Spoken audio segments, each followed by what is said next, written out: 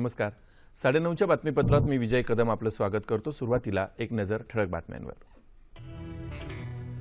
जलसंधारणासाठी केंद्र सरकार मनरेगा अंतर्गत हाती घेणार व्यापक उपाययोजना.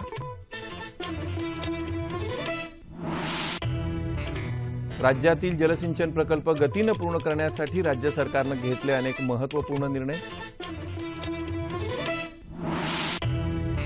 लातूरला जलराणीमार्फत उद्या सकाळी पोहोचणार 25 लाख लिटर पाणी.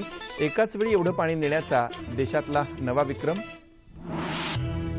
राज्यात यापुढे 200 फुटांपेक्षा जास्त खोल बोरवेल खोदली तर तो शिक्षापात्र गुन्हा ठरणार.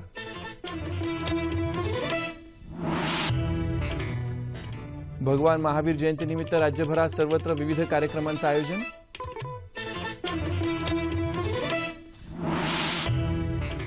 आणि अडचणीत असलेल्या सहकारी बँकांना सुधारणा करण्यासाठी अवधी देणार आरबीआयच्या मुख्य सरव्यवस्थापकांची कोल्हापुरात ग्वाही. नमस्कार आणि सविस्तर वृत्त. जलसंधारणासाठी केंद्र सरकार मनरेगा अंतर्गत येत्या 2 महिन्यात व्यापक प्रयत्न हाती घेईल असं सांगतानाच एनसीसी सारख्या युवकांच्या अधिकृत संघटनांनी त्यात आपलं योगदान द्यावं असं आवाहन पंतप्रधान नरेंद्र मोदी यांनी केलं आहे. पंतप्रधान कार्यालयाने जारी केलेल्या पत्रकात ही माहिती देण्यात आली आहे. राष्ट्रीय छात्र सेना, राष्ट्रीय सेवा योजना, Bharat scouts and guides, Indian red cross society, NYKS यासारख्या युवकांच्या अधिकृत संघटनांच्या कार्यपद्धतीचा आढावा पंतप्रधानांनी आज नवी दिल्लीत घेतला. त्यावेळी त्यांनी हे आवाहन केलं. या संघटनांमध्ये आणखी सहकार्याची गरज त्यांनी व्यक्त केली. देशाच्या अनेक भागांना तीव्र दुष्काळाच्या झळा बसत आहेत. त्या पार्श्वभूमीवर पंतप्रधानांनी हे आवाहन केलं आहे. यावर्षी एकूण 26 जलसिंचन प्रकल्प पूर्ण करण्यात आले असून जून 2016 पर्यंत 71,000 हेक्टर सिंचन क्षमता आणि 767 दशलक्ष घनमीटर पाणीसाठा निर्मिती अपेक्षित असल्याची माहिती जलसंपदा मंत्री गिरीश महाजन यांनी दिली. यावर्षी जलसंपदा विभागाला 7,857 कोटी रुपये निधी उपलब्ध करून देण्यात आल्याचंही त्यांनी सांगितलं. राज्य शासनाने 2015-16 या वर्षात 272 कोटींची तरतूद पूर्णतः वितरित केली आहे. मागील सरकारच्या काळात अर्थसंकल्पीय तरतुदीत 20 ते 30% कपात केली जात असे. पण राज्यात दुष्काळी परिस्थिती असून पाटबंधारे प्रकल्पांचं महत्त्व विचारात घेऊन या सरकारने कोणतीही कपात केली नसल्याचं महाजन यांनी स्पष्ट केलं. विदर्भ आणि मराठवाड्यातल्या प्रकल्पांना गती देण्याकरता सुधारित प्रशासकीय मान्यतेचा अधिकार संबंधित पाटबंधारे विकास महामंडळांना प्रदान करण्यात आलाय. विदर्भ पाटबंधारे विकास महामंडळानं 11 प्रकल्पांना तर गोदावरी मराठवाडा मंडळानं 16 प्रकल्पांना सुधारित प्रशासकीय मान्यता दिली आहे. वाशिम जिल्ह्यातल्या 11 बॅरेजेसनाही मान्यता देण्यात आली आहे. भूसंपादनातल्या अडचणी दूर करण्याकरता शासनानं खासगी वाटाघाटीद्वारे थेट खरेदी पद्धतीनं भूसंपादन करण्याबाबत निर्णय घेतलाय. त्यामुळे प्रकल्पासाठी लागणारी जमीन संपादन करण्याला आता गती मिळाली आहे. कोकणासाठी महत्त्वाच्या असलेल्या खारभूमी योजनांच्या मापदंडातही सुधारणा करण्यात आली आहे. प्रकल्पांच्या कामांना गती देण्याकरता अधिकारांचं विकेंद्रीकरण करून पारदर्शकता आणण्यात आली आहे असं ते म्हणाले. लातूरसाठी पिण्याचं पाणी नेणारी 50 वॅगनची जलराणी आज रात्री 9च्या सुमारास मिरजेहून लातूरला रवाना होणार आहे. या गाडीत 25 लाख लिटर पाणी असून ही गाडी उद्या सकाळपर्यंत लातूरला पोहोचेल. रेल्वेत पाणी भरण्याकरता मिरज स्टेशन परिसरात वाढीव पाणी योजना पूर्ण करण्यात आली आहे. या कामासाठी राज्य सरकारनं 2 कोटी रुपये खर्च केलेत. त्यातून एकाच वेळी 25 वॅगन्समध्ये पाणी भरता येईल अशी व्यवस्था करण्यात आली आहे. या अगोदर 9 रेल्वे गाड्यांमधून 45 लाख लिटर पाणी लातूरला पोहोचलं आहे. मिरज ते लातूर हे अंतर 350 किलोमीटर असून 25 लाख लिटर पाणी एकाच वेळी नेण्याचा देशातला हा विक्रम ठरणार आहे.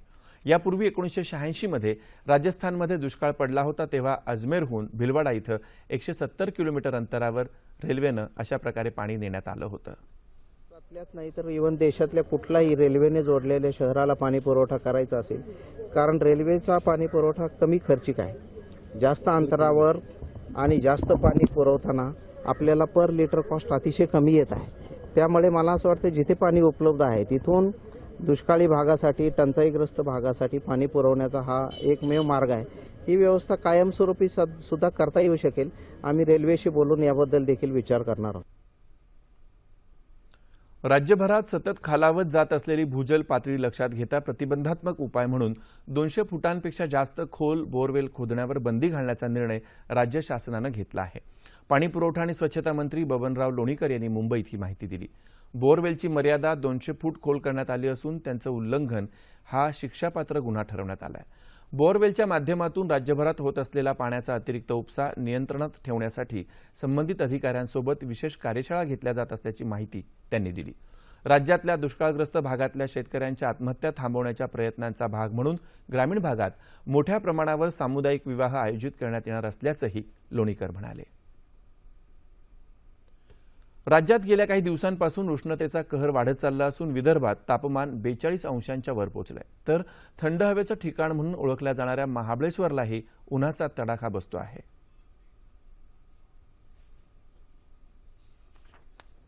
गेल्या आठवड्याभरापासून विदर्भात सूर्य आग ओकू लागलाय. नागपुरात गेल्या 3 दिवसात पारा 42 अंशाच्या वर गेला असून तिथल्या लोकांना उन्हाचे चटके सोसावे लागत आहेत. उन्हापासून बचावासाठी लोक शक्यतो दुपारी घराबाहेर पडायचं टाळत आहेत. गरज भासल्यास घराबाहेर पडताना शरीराला विशेषतः चेहऱ्याला स्कार्फ बांधून बाहेर पडत आहेत. कडक उन्हामुळे तहान लागत असल्यानं नागरिक उसाचा रस, ज्यूस सेंटर, लिंबू सरबताच्या ठेल्यांचा आसरा घेत आहेत. हवामान खात्यानं येत्या 3 ते 4 दिवसात नागपुरातलं तापमान 3 ते 4 अंशांनी वाढून ते 46 ते 47 अंशावर जाण्याची शक्यता वर्तवली आहे.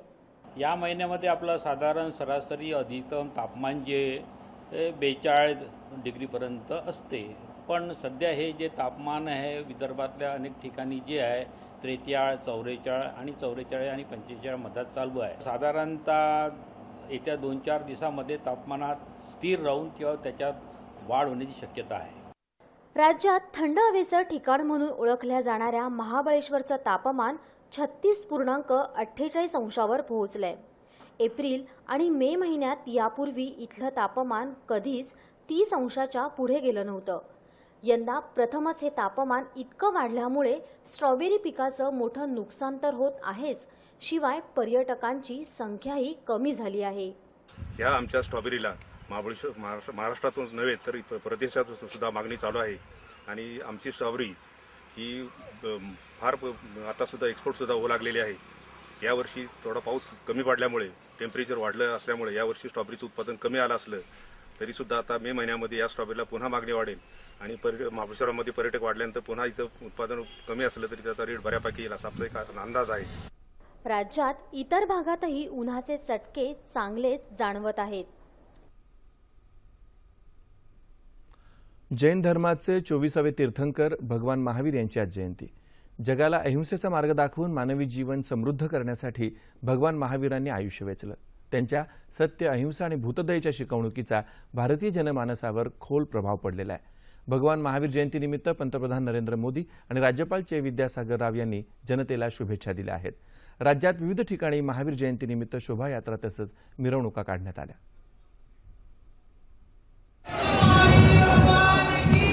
भगवान महावीर जगातील मोठे पर्यावरणवादी होते. त्यांनी समाजाला दिलेली शिकवण प्रत्येकानं आचरणात आणावी असं प्रतिपादन मुख्यमंत्री देवेंद्र फडणवीस यांनी नागपुरात केलं. विश्व कल्याण की जो संकल्पना उन्होंने हमारे सामने प्रतिपादित की है, उस संकल्पना को ही हम सारे लोग दृढ़ करते रहे. मुंबईत भगवान महावीर यांच्या जीवनावर आधारित संगीत नाटकाचं सादरीकरण करण्यात आलं.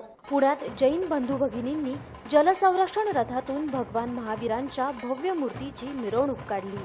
औरंगाबादमध्ये महावीर जयंतीसाठी होणारा खर्च न करता सकल जैन समाजाच्या वतीनं 51 गाडी चारा दुष्काळग्रस्त शेतकऱ्यांना पाठवण्यात आला.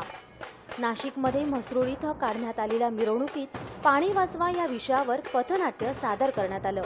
त्र्यंबक आणि पेठ तालुक्यातल्या दुष्काळग्रस्त 10 गावात टँकरनं पाणी पुरवठा करण्याचा निर्धार यावेळी करण्यात आला. धुळे शहरात 3 दिवसीय भगवान महावीर जन्मकल्याणक महोत्सवाचं आयोजन करण्यात आलं होतं. जालना शहरात काढण्यात आलेल्या शोभायात्रेत भगवान महावीरांचा जन्म देखावा सर्वांचं लक्ष वेधून घेत होता. जळगावमध्ये नवयुवक मंडळाच्या वतीनं शहरातल्या प्रमुख मार्गांवरून मिरवणूक काढण्यात आली. बुलढाण्यामध्येही विविध कार्यक्रमांचं आयोजन करण्यात आलं होतं. वाशिममध्ये काढण्यात आलेल्या रॅलीत जैन मुलांनी लेझी नृत्य सादर केलं. अमरावतीमध्येही भगवान महावीर यांची प्रतिमा, तैलचित्र तसंच विविध संदेश देणारे फलक घेऊन जैन बांधव मोठ्या संख्येनं मिरवणुकीत सहभागी झाले होते.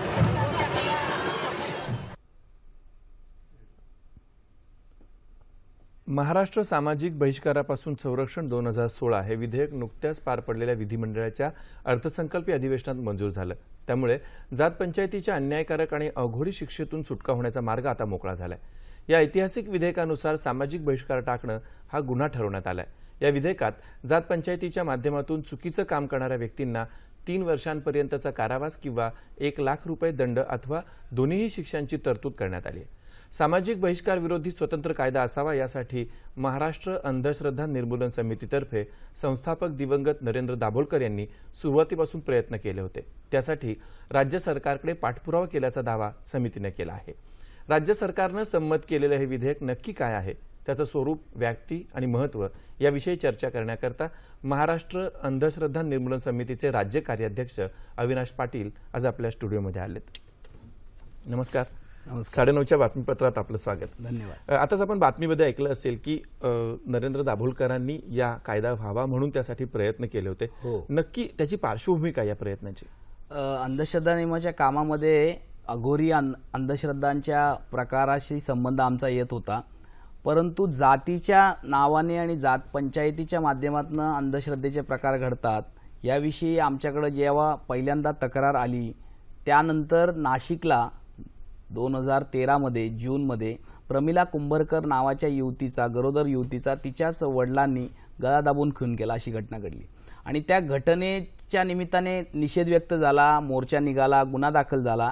परंतु एखादा जन्मदाता पिता आपल्या मुलीचा खून असा कसा करू शकतो, या प्रश्नाने ग्रासून अंधश्रद्धा निर्मूलन समितीच्या नाशिकमधल्या कार्यकर्त्यांनी त्याचा शोध घेतला आणि लक्षात असं आलं की त्या प्रमिला कुंभरकरने आंतरजाती विवाह केला होता आणि त्या आंतरजाती विवाह केला म्हणून तिच्या कुटुंबाला बहिष्कृत केलं होतं जात पंचायतीने.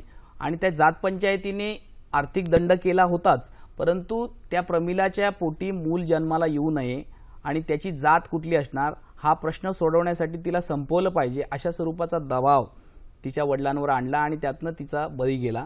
या सगळ्या घटनाक्रमाची तपशील घेतल्यानंतर महाराष्ट्र अनिसने डॉक्टर नरेंद्र दाभोलकरांनी असं ठरवलं की आपण याबद्दलचं एक प्रबोधन अभियान चालवलं पाहिजे आणि जुलै 2013 पासून आम्ही जात पंचायतीला मोठमाती अभियान सुरू करायचं ठरवलं.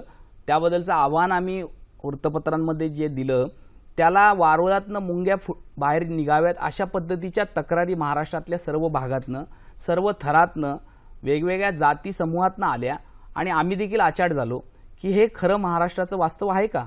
आणि त्या प्रश्नाच्या सोडवणुकीसाठी या प्रश्नाबद्दलचं गांभीर्य आणि त्याची वास्तविकता समोर यावी म्हणून आम्ही एक परिषद 8 ऑगस्टला म्हणजे क्रांती दिनाच्या पूर्वसंध्येला नाशिकमध्ये पहिली घेतली. दाभोलकरांच्या नेतृत्वात दुसरी परिषद आम्ही 15 ऑगस्टला लातूरला घेतली. या दोन्ही परिषदांनंतर आपल्या सह्याद्री वाहिनीवरच 19 ऑगस्टला दाभोलकरांच्या सहभागाने एक चर्चा, महाचर्चा आयोजित केली गेली होती आणि त्यानंतर दुसऱ्या दिवशी दाभोलकरांचा निर्घृण खून झाला. त्यामुळे डॉक्टर नरेंद्र दाभोलकरांच्या कल्पक नेतृत्वातनं या विषयाला हात घातला गेला होता आणि त्यानंतर जात पंचायतीला मोठमाती अभियानाअंतर्गत ज्या ज्या तक्रारी आमच्यासमोर आल्या त्या हाताळताना आम्ही या सगळ्या दाहकतेला महाराष्ट्रासमोर आणायचा प्रयत्न केला आणि त्यातनं हे काम सुरू झालं. आता कायदा तर झालेला आहे, त्या कायद्याचं स्वरूप काय असणार आहे, व्याप्ती आणि त्याचं महत्त्व सुद्धा?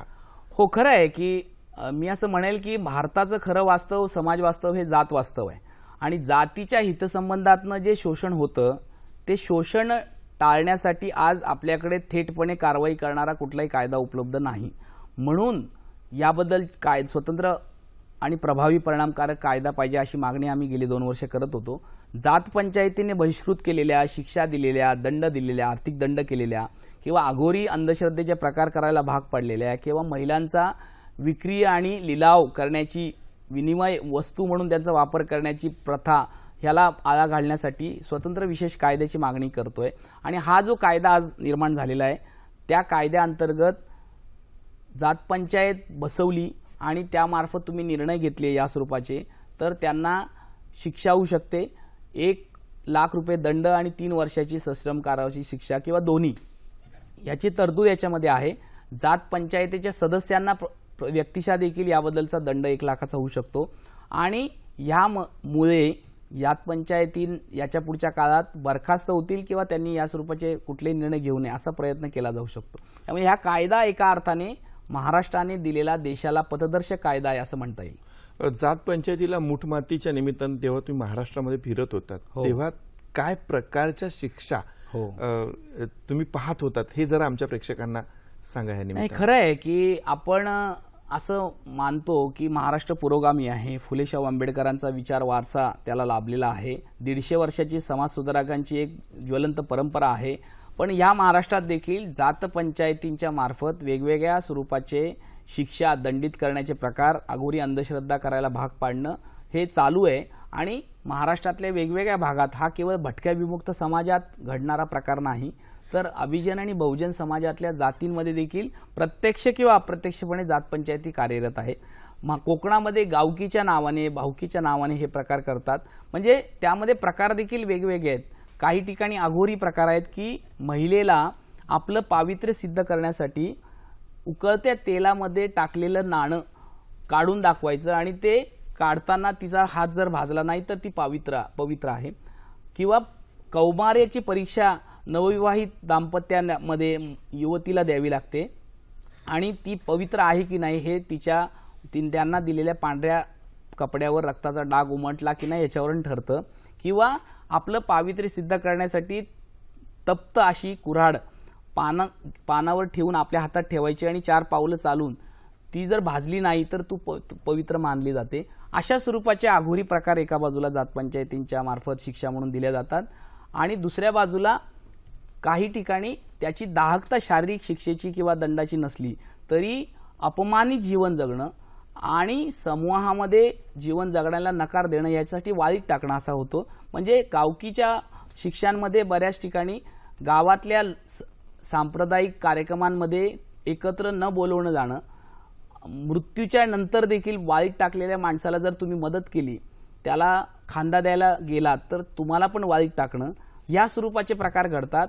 आणि टिळा लावला नाही, पालखी घरावरून जाऊ दिली नाही, गावच्या उत्सवाला सहभागी करून घेतलं नाही, अशा स्वरूपाचे शिक्षा केल्या जातात. आणि ह्यातनं माणूस हा समाजप्रिय प्राणी आहे आणि त्याला जर असं सांगितलं तर तो एकट्याने राहू शकत नाही, जगू शकत नाही. यातनं त्याची मानहानी होते आणि अनेक ठिकाणी यातनं माणसं आत्महत्येला प्रवृत्त झाली. रायगड जिल्ह्यात मोहिनी तळेकर या महिलेने यातनं एक आत्महत्या केल्याची घटना समोर आलेली आहे. त्यामुळे असं एक दाहक वास्तव जात पंचायतींच्या मार्फत केल्या गेलेल्या कारवाईचं समोर आलेलं आहे. या सगळ्या विरोधात तुम्ही काम करत आहात. आता कायदा संमत झालेला आहे. हो, कायदा संमत होण्याच्या आधी तुमची जी लढाई होती त्या लढाईचं स्वरूप काय होतं? हो, खरं आहे की कायदा नसताना अशा अन्यायग्रस्त बाधित कुटुंबांना, व्यक्तींना न्याय देण्यासाठी जेव्हा ते आमच्याकडे संपर्क करायचे, कारण या स्वरूपाचं कुठल्याही तक्रार पोलीस दाखल करून घेत नव्हते, पण नाशिकमध्ये 3 जुलै 2013ला पहिली तक्रार दाखल झाली. तिथल्या पोलीस अधिकाऱ्यांनी पुढाकार घेऊन भारतीय दंड संहितेतल्या काही कलमांचा वापर करून ती तक्रार दाखल केली. त्या तक्रारीचा दाखला घेऊन महाराष्ट्रामध्ये वेगवेगळ्या ठिकाणी पोलीस स्टेशनला तक्रारी दाखल करायचा आम्ही पाठपुरावा केला. अर्थात ते काही सोपं नव्हतं, पण पोलीस अधिकाऱ्यांना हे सगळं समजावून दाहक वास्तव समोर आणून आणि दाहक वास्तव समोर आणण्यासाठी माध्यमांचा मदत घेऊन हे सगळं आम्ही केलं. आणि आज महाराष्ट्रामध्ये 82 गुन्हे दाखल आहेत आणि जवळपास 900 आरोपी या गुन्ह्यांमध्ये कागदावर नोंदवले गेलेले आहेत असं मला वाटतं. बरेचदा कायदा होतो पण अंमलबजावणीच्या पातळीवर त्यात अडचणी येतात किंवा लोकांना पर्यंत तो कायदा पोहोचतच नाही. लोकांनी ह्या कायद्याचा आता कसा वापर करावा, ही सगळी जात पंचायतीला मूठमाती द्यायची असेल तर? नाही, मी या लोकांनी वापर करण्याच्या दृष्टीने अर्थातच हा कायदा पारित झाल्यानंतर कायदा काय आहे, त्याचा आशय काय हे पोचवण्यासाठी प्रबोधन जोरदार करावं लागेल. कायद्याच्या तरतुदी पोचवावे लागतील. त्याच्यासाठीचं काही प्रचार साहित्य तयार करावं लागेल. हे शासन एका बाजूला शासनाच्या यंत्रणेने करावं, त्याच्यासाठीचा आम्ही एक आराखडा शासनाला सादर करणार आहेत. आणि त्यासोबत जसं मुख्यमंत्र्यांनी राजकीय इच्छाशक्ती दाखवल्यामुळे आणि त्यांना सत्ताधारी पक्षातल्या सगळ्याच आणि विरोधी पक्षातल्या सगळ्याच सदस्यांनी पाठिंबा दिल्यामुळे हा सहमतीने पास झालेला कायदा आहे. त्यामुळे हे एक वेगळेपण या कायद्याचं आहे. आणि हा कायदा अंमलात आणण्यासाठी पण मला वाटतं सरकार याच्या पुढच्या काळामध्ये अधिक प्रभावीपणे, परिणामकारकपणे कारवाई करेल. अंधश्रद्धा निर्मूलन समिती म्हणून हा कायदा, जात पंचायतीचं वास्तव, त्याबद्दलचे तरतुदी याच्यासाठीची एक प्रबोधनाची मोहीम पुढे वर्षभर सातत्याने चालवणार आहे. आणि या कायद्याविषयीचं प्रशिक्षण, प्रबोधन, त्याच्या कार्यशाळा अशा स्वरूपाचं पुढच्या काळात आमचा करायचा प्रयत्न आहे. या कायद्यामध्ये एक तरतूद आहे, म्हणजे सामान्य माणसांना आपल्यावर झालेल्या अत्याचाराला वाचा फोडण्यासाठी सामाजिक बहिष्कार बंदी अधिकारी याची एक तरतूद आहे. त्या जबाबदारी टाकलेल्या पोलीस अधिकाऱ्याला त्यांनी जर संपर्क केला तर आपल्यावर झालेल्या बहिष्काराच्या वाळीत टाकण्याच्या प्रकाराबद्दल तक्रार करू शकतील आणि त्याचा तपास करून तो अधिकारी तो गुन्हा दाखल करू शकेल. अशा स्वरूपाची एक तरतूद आहे. प्रत्येक पोलीस स्टेशनमध्ये प्रत्येक पोलीस स्टेशनमध्ये असणं अपेक्षित राहणार आहे आणि यासोबत या कायद्यामध्ये अधिक एक सामाजिक न्यायाची तरतूद करण्याचा आम्ही आग्रह धरला आणि तो सरकारने मान्य केलेला आहे की बाधित व्यक्तीला कुटुंबाला सामाजिक न्यायाच्या भूमिकेतनं नुकसान भरपाई मिळावी. एका बाजूला आरोपीला दंड होणारच आहे, पण बाधिताला काय मिळणार याच्यातनं, तर त्याला नुकसान भरपाई मिळावी, त्याला संरक्षण मिळावं आणि त्याचं तात्पुरतं का होईना पुनर्वसनाची गरज त्याची असते ती भागावी, याची तरतूद करण्याची पण आम्ही मागणी केली आणि ती सरकारने मान्य केलेली आहे. जाता जाता अधिक शेवटचा प्रश्न आणि थोडक्यात त्याचं उत्तर मला अपेक्षित आहे की पथदर्शी मगाशी शब्द वापरला तुम्ही. हा कायदा महाराष्ट्रानं पथदर्शी म्हणून दिलाय. इतर राज्यामध्ये त्याचं काय वास्तव आहे अगदी थोडक्यात? हो, महाराष्ट्र पुरोगामी आहे आणि महाराष्ट्रामध्ये वारसा आहे विचारांचा, पण इतर राज्यांमध्ये तुलनेने वास्तव अतिशय गंभीर आहे, दाहक आहे. त्या ठिकाणी सरंजामदारी मानसिकता आणि जात वास्तवाचं हितसंबंध या दोन्हीच्या कचाट्यामध्ये अडकलेला जो समाज आहे त्यामध्ये जात पंचायतींच्या निर्णयांचा मोठा दबाव आजही आहे. ती एक समांतर न्याय व्यवस्था आहे. म्हणून आम्ही असा आग्रह धरू सरकारपुढे, महाराष्ट्राच्या मुख्यमंत्र्यांपुढे की इतर राज्यांच्या मुख्यमंत्र्यांकडे पण हा कायदा पोचवावा आणि आमच्या समविचारी संघटनांच्या मदतीने केंद्राच्या पातळीवर आणि राज्यांमध्ये या स्वरूपाचे कायदा करण्याचा आग्रह आम्ही निर्माण करणार आहोत. जाता जाता बहिणाबाईंच्या दोन ओळी सांगाव्याशा वाटतात आपल्या प्रेक्षकांना की बहिणाबाईंचा तो सवाल आजही अनुत्तरित आहे. 21व्या शतकामध्ये असा कायदा आपल्याला करावा लागतोय. अरे मानसा मानसा कधी होशील माणूस. बरोबर आहे. या मुलाखतीबद्दल पाटील साहेब नमस्कार, धन्यवाद. दि महाराष्ट्र नागरी सहकारी बँक महासंघाच्या वतीनं नागरी सहकारी बँक राज्यस्तरीय परिषद आजपासून कोल्हापूर इथं सुरू झाली. सहकारी बँकांना सुधारणा करण्याची व्यापक संधी असून त्यासाठी या बँका सक्षम होण्याची गरज आहे. मात्र अडचणी असणाऱ्या बँकांना सुधारणा करण्याकरता अवधी देण्यात येईल असं रिझर्व्ह बँकेच्या मुख्य सरव्यवस्थापिका सुमा वर्मा यांनी सांगितलं. या परिषदेच्या शुभारंभ प्रसंगी त्या बोलत होत्या. नागरी सहकारी बँकांनी नियमांचं योग्य पालन केल्यास रिझर्व्ह बँकेचं सहकार्य राहील. मात्र अशा बँका सुधारल्या नाहीत तर मात्र कारवाई करणं भाग पडेल असंही सुमा वर्मा यांनी स्पष्ट केलं.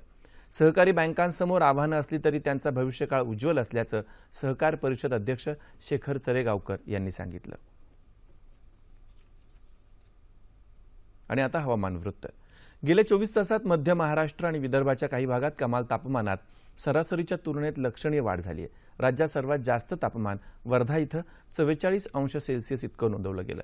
येत्या 36 तासात मध्य महाराष्ट्र आणि मराठवाड्यात तुरळक ठिकाणी पाऊस पडण्याची शक्यता हवामान विभागानं वर्तवली आहे. तापमान अंश सेल्सिअसमध्ये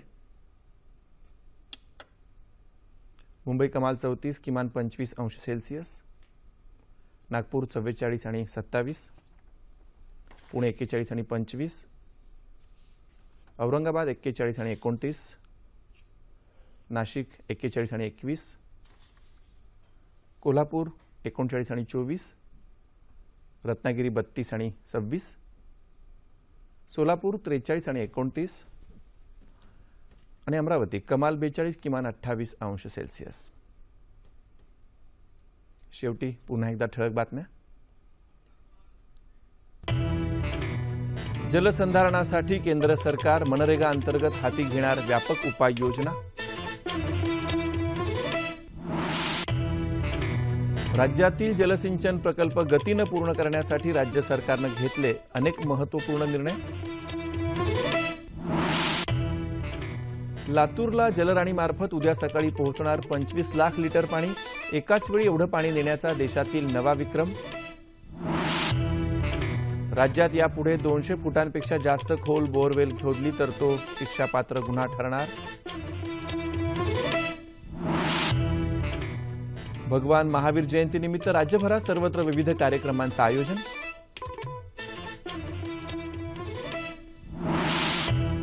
आणि अडचणीत असलेल्या सहकारी बँकांना सुधारणा करण्यासाठी अवधी देणार आरबीआयच्या मुख्य सरव्यवस्थापकांची कोल्हापुरात ग्वाही.